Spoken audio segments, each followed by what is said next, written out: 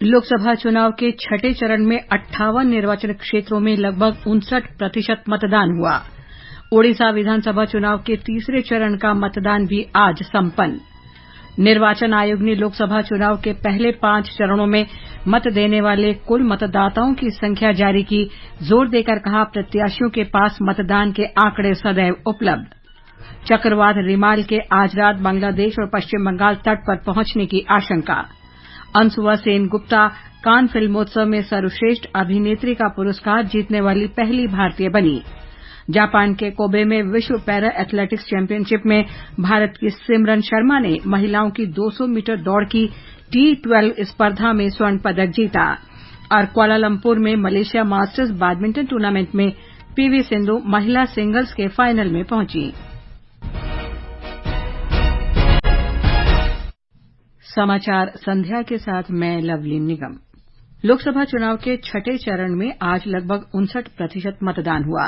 पश्चिम बंगाल में लगभग 78%, झारखंड में 61% से अधिक, ओडिशा में लगभग 60%, हरियाणा में लगभग 56% मतदान हुआ। दिल्ली में लगभग 54%, बिहार और उत्तर प्रदेश में 52% से अधिक और जम्मू कश्मीर में 51% से अधिक मतदान दर्ज किया गया है। ओडिशा विधानसभा चुनाव के तीसरे चरण में लगभग 60% मतदान की खबर है। आज 6 राज्यों और 2 केंद्र शासित प्रदेशों के 58 संसदीय निर्वाचन क्षेत्रों में वोट डाले गए। लखनऊ से हमारे संवाददाता ने बताया है कि उत्तर प्रदेश की 14 लोकसभा सीटों पर मतदान शांतिपूर्ण संपन्न हुआ। कुछ स्थानों पर ईवीएम में गड़बड़ी के कारण मतदान थोड़ी देर से शुरू हुआ। पहली बार मतदान करने वाले मतदाता वोट डालने के लिए काफी उत्साहित दिखे। कुछ छिटपुट घटनाओं को छोड़कर पूर्वांचल और तराई क्षेत्र की सभी 14 सीटों पर मतदान शांतिपूर्ण रहा। पिछले चुनाव में बीजेपी ने इन 14 में से 9 सीटें जीती थीं, वहीं बहुजन समाज पार्टी को 4 सीटें मिली थीं और समाजवादी पार्टी ने आजमगढ़ सीट को जीता था, लेकिन बाद में उपचुनाव में ये सीट भाजपा के पास चली गई। इन 14 सीटों पर आज बीजेपी नेता मेनका गांधी, जगदम्बिका पाल, हरीश द्विवेदी, समाजवादी पार्टी नेता धर्मेंद्र यादव, कांग्रेस नेता उज्जवल रमण सिंह और बहुजन समाज पार्टी के नेता श्याम सिंह यादव समेत कई दिग्गजों की किस्मत का फैसला ईवीएम में बंद हो गया। सुशील चंद्र तिवारी, आकाशवाणी समाचार, प्रयागराज। बिहार में लोकसभा चुनाव के छठे चरण में आज सभी 8 सीटों पर मतदान शांतिपूर्ण रहा। इनमें वैशाली, शिवहर, महाराजगंज, गोपालगंज, सीवान, वाल्मीकि नगर, पूर्वी चंपारण और पश्चिमी चंपारण सीटें शामिल हैं। एक रिपोर्ट। लोकसभा चुनाव के छठे चरण में आज 8 लोकसभा निर्वाचन क्षेत्रों में 86 प्रत्याशियों की चुनावी किस्मत ईवीएम में बंद हो गई। मतदान को लेकर सुबह से ही कई क्षेत्रों में भारी उत्साह का वातावरण देखने को मिल रहा था। महाराजगंज, वैशाली, वाल्मीकि नगर और गोपालगंज संसदीय निर्वाचन क्षेत्रों में कई मतदान केंद्रों पर 90 से अधिक उम्र के मतदाताओं ने वोटिंग कर हर पीढ़ी को लोकतंत्र की जीवंतता का संदेश दिया। चुनाव आयोग की ओर से भी इन मतदान केंद्रों पर ऐसे मतदाताओं को लाने के लिए वाहन की व्यवस्था, व्हील चेयर और प्राथमिकता के आधार पर वोट डालने जैसी कई प्रकार की सुविधाएं प्रदान की गई थी। धर्मेंद्र कुमार राय, आकाशवाणी समाचार, पटना। चंडीगढ़ से हमारे संवाददाता ने बताया है कि हरियाणा में भी छठे चरण के दौरान मतदान शांतिपूर्ण रहा। हरियाणा में आज शांतिपूर्ण मतदान संपन्न हुआ और अब तक राज्य में करीब 64% मतदान दर्ज किया गया। सबसे अधिक मतदान सिरसा लोकसभा क्षेत्र में हुआ, जो कि 68.9% दर्ज किया गया। इसके बाद अंबाला और कुरुक्षेत्र में सबसे ज्यादा मतदान हुआ। 10 लोकसभा सीटों के लिए 223 उम्मीदवार मैदान में हैं। पूरे राज्य में महिलाओं, बुजुर्गों और विशेष जरूरतों वाले मतदाताओं के लिए विशेष व्यवस्था के साथ 20,000 से अधिक मतदान केंद्र बनाए गए। हालांकि पिछले वर्षों की तुलना में हरियाणा में मतदान प्रतिशत में गिरावट आई है। भाजपा सभी 10 सीटों पर चुनाव लड़ रही है और कांग्रेस 9 सीटों पर चुनाव लड़ रही है। कुरुक्षेत्र की एक सीट इंडी गठबंधन के तहत आम आदमी पार्टी को दी गई। आकाशवाणी समाचार के लिए चंडीगढ़ से आकांक्षा सक्सेना। दिल्ली में लोकसभा की सभी 7 सीट के लिए शाम 7 बजे तक 54% मतदान हुआ। हमारे संवाददाता ने बताया है कि सबसे अधिक 58% मतदान उत्तर पूर्वी दिल्ली और सबसे कम 51% मतदान नई दिल्ली सीट पर हुआ। राजधानी में भीषण गर्मी के बावजूद बड़ी संख्या में लोग आज मतदान करने घर से बाहर निकले। हालांकि दोपहर के समय तेज धूप के कारण मतदान की गति थोड़ी धीमी हुई, लेकिन शाम होते ही एक बार फिर लोग अच्छी संख्या में घर से बाहर निकलकर मतदान स्थल तक पहुंचे। घर से वोटिंग की सुविधा उपलब्ध होने के बावजूद शहर के विभिन्न मतदान केंद्रों पर बुजुर्ग मतदाताओं की अच्छी खासी संख्या देखी गई। आज के मतदान की समाप्ति के बाद दिल्ली में भाजपा नेता मनोज तिवारी, बांसुरी स्वराज और रामवीर सिंह विधुड़ी, आम आदमी पार्टी के प्रत्याशियों कुलदीप कुमार, सोमनाथ भारती और महाबल मिश्रा के साथ साथ कांग्रेस नेता कन्हैया कुमार और जेपी अग्रवाल का राजनीतिक किस्मत ईवीएम में बंद हो गया। दिवाकर के साथ अनुपम मिश्र, आकाशवाणी समाचार, दिल्ली। इस बीच 7वें और अंतिम चरण के लिए प्रचार चरम पर है। राजनीतिक दलों के प्रमुख नेता रैलियां और रोड शो कर रहे हैं। इस चरण में 1 जून को 8 राज्यों की 57 सीटों पर मतदान होगा। प्रधानमंत्री और भारतीय जनता पार्टी के वरिष्ठ नेता नरेंद्र मोदी ने कहा है कि विपक्ष की सच्चाई सबके सामने आने के कारण लोकसभा चुनावों में आईएनडीआई गठबंधन की हार निश्चित है। बिहार में बक्सर के अहिरोली में एक जनसभा में श्री मोदी ने कहा कि वे भारत को 2047 तक एक विकसित राष्ट्र बनाना चाहते हैं, जबकि विपक्ष की कोई दूरदर्शिता नहीं है। उन्होंने कहा कि वो पिछले 10 वर्ष से दिन रात काम में जुटे हैं, जबकि विपक्षी गठबंधन देश की सेवा करने के बजाय प्रधानमंत्री पद के लिए लड़ रहा है। इससे पहले श्री मोदी ने पाटलिपुत्र और काराकाट में जनसभाएं की। श्री मोदी ने उत्तर प्रदेश के गाजीपुर में एक जनसभा में कहा कि काम को टालना और लोगों के अधिकार छीनना कांग्रेस की संस्कृति रही है।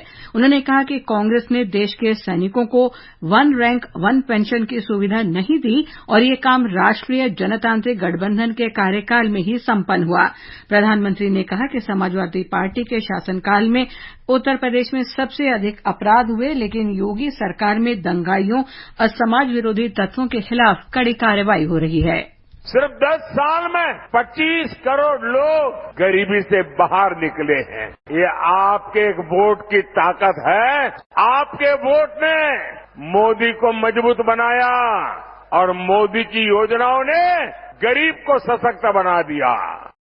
उत्तर प्रदेश के मुख्यमंत्री और भाजपा के वरिष्ठ नेता योगी आदित्यनाथ ने आज सलेमपुर, बलिया और चंदौली में जनसभाएं की।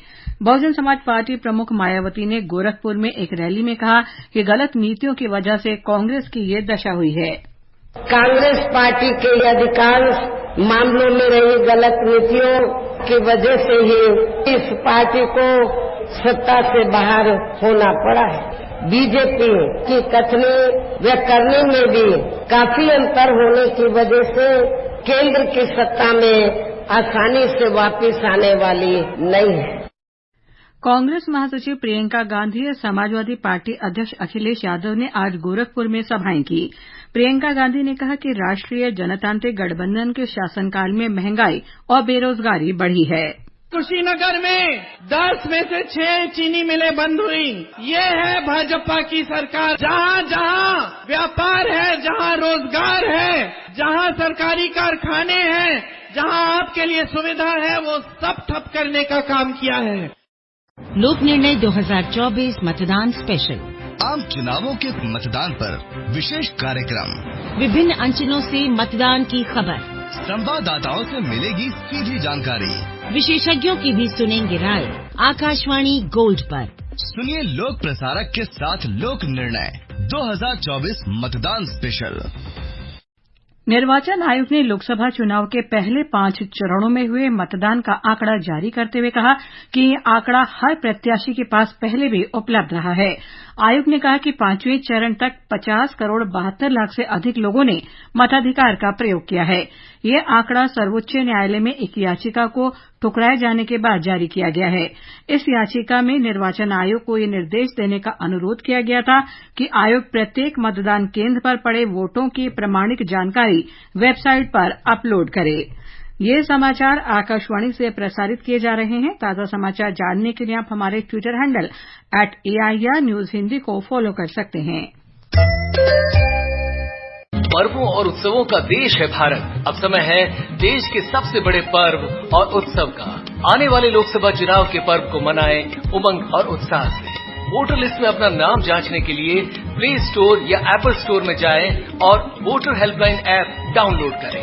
या फिर elections24.eci.gov.in पर जाएं। लोकतंत्र के इस महापर्व में हर वोट कीमती है, इसलिए वोट डालना न भूलें। चुनाव का पर्व, देश का गर्व। ये आकाशवाणी है। मौसम विभाग ने कहा है कि बंगाल की खाड़ी के मध्य पूर्व हिस्से में बना कम दबाव वाला क्षेत्र कल भीषण चक्रवाती तूफान रिमाल में बदल जाएगा। ये कल रात बांग्लादेश और पश्चिम बंगाल के तटीय क्षेत्रों से टकराएगा। इस दौरान अगले 4 दिन तक पश्चिम बंगाल, ओडिशा और पूर्वोत्तर राज्यों में कई जगह तेज हवाओं के साथ भारी बारिश होने की संभावना है। वरिष्ठ मौसम वैज्ञानिक डॉक्टर आर.के. जेनामणि ने आकाशवाणी को बताया कि अगले 4 से 5 दिन तक देश के उत्तर पश्चिमी हिस्सों के मैदानी इलाकों और मध्य प्रदेश में भीषण गर्मी का प्रकोप बना रहेगा।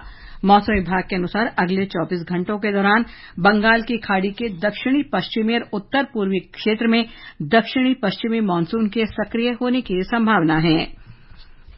अभिनेत्री अनसुआ सेनगुप्ता फ्रांस के कान फिल्म महोत्सव में सर्वोत्तम अभिनेत्री का पुरस्कार जीतने वाली पहली भारतीय बन गई हैं। उन्हें यह पुरस्कार फिल्म द शेमलेस के लिए अनसर्टेन रिगार्ड श्रेणी में मिला है। भारतीय फिल्म और टेलीविजन संस्थान पुणे के प्रशिक्षु चिदानंद एस नाइक और उनकी टीम को film Sunflowers were the first ones to know के लिए ला सैनिक पुरस्कार दिया गया। संस्थान के पूर्व विद्यार्थियों महसाम अली और संतोष सिवन को भी सम्मानित किया गया। ये समाचार हमारी वेबसाइट newsonair.gov.in/hindi और हमारे mobile app news on AIR पर भी उपलब्ध हैं। ये आकाशवाणी है। सिमरन शर्मा ने महिलाओं की 200 मीटर T12 स्पर्धा में 24.95 सेकंड का व्यक्तिगत सर्वश्रेष्ठ समय निकालकर भारत को विश्व पैरा एथलेटिक्स चैंपियनशिप में आज 6वां स्वर्ण पदक दिलवाया। T12 वर्ग में दृष्टिबाधित खिलाड़ी भाग लेते हैं। भारत के अब 6 स्वर्ण, 5 रजत और 4 कांस्य सहित 15 पदक हो गए हैं। ये भारत का सर्वश्रेष्ठ प्रदर्शन है। इससे पहले पेरिस में 2023 में भारत ने 3 स्वर्ण, 4 रजत और 3 कांस्य पदक जीते थे। 2 बार की ओलंपिक पदक विजेता पीवी सिंधु ने आज कुआलालंपुर में थाईलैंड की बुसानन ओंगबाम-रुंगफान पर जीत के साथ महिला सिंगल्स फाइनल में जगह बना ली है। सिंधु ने बुसानन के खिलाफ 13-21, 21-16, 21-12 से जीत हासिल की और बीडब्ल्यूएफ वर्ल्ड टूर सुपर में जगह बनाई। फाइनल में सिंधु का मुकाबला चीन की वांग जी ही से होगा। छत्तीसगढ़ में बीजापुर जिले के बस्तर संभाग में 33 माओवादियों ने आज आत्मसमर्पण कर दिया। इनमें से 3 नक्सलियों पर 5-5 लाख रुपए का इनाम था। राज्य सरकार की पुनर्वास नीति के अंतर्गत इन सभी को 25-25 हजार रुपए दिए जाएंगे। वाइस एडमिरल गुरचरण सिंह ने आज पुणे में राष्ट्रीय रक्षा अकादमी के कमांडेंट का पदभार संभाल लिया। उनकी नियुक्ति वाइस एडमिरल अजय कोचर के स्थान पर की गई है। पुणे में सेना खेल संस्थान में आज खेलो इंडिया स्पोर्ट्स हॉस्टल और आर्मी गर्ल्स स्पोर्ट्स कंपनी के पहले बैच का उद्घाटन किया गया। इस अवसर पर थल सेना प्रमुख जनरल मनोज पांडे, भारतीय खेल प्राधिकरण के महानिदेशक संदीप प्रधान और प्रसिद्ध एथलीट अंजू बॉबी जॉर्ज भी उपस्थित थीं। अंत में मुख्य समाचार एक बार फिर। लोकसभा चुनाव के 6ठे चरण में 58 निर्वाचन क्षेत्रों में लगभग 59% मतदान हुआ। ओडिशा विधानसभा चुनाव के तीसरे चरण का मतदान भी आज संपन्न। निर्वाचन आयोग ने लोकसभा चुनाव के पहले 5 चरणों में वोट देने वाले कुल मतदाताओं की संख्या जारी की। जोर देकर कहा, प्रत्याशियों के पास मतदान के आंकड़े सदैव उपलब्ध। चक्रवात रिमाल के आज देर रात बांग्लादेश और पश्चिम बंगाल तट पर पहुंचने की आशंका। अनसुआ सेनगुप्ता कान फिल्मोत्सव में सर्वश्रेष्ठ अभिनेत्री का पुरस्कार जीतने वाली पहली भारतीय बनी। जापान के कोबे में विश्व पैरा एथलेटिक्स चैंपियनशिप में भारत की सिमरन शर्मा ने महिलाओं की 200 मीटर दौड़ में T12 स्पर्धा में स्वर्ण पदक जीता। इसके साथ ही समाचार संध्या का ये अंक समाप्त हुआ। नमस्कार।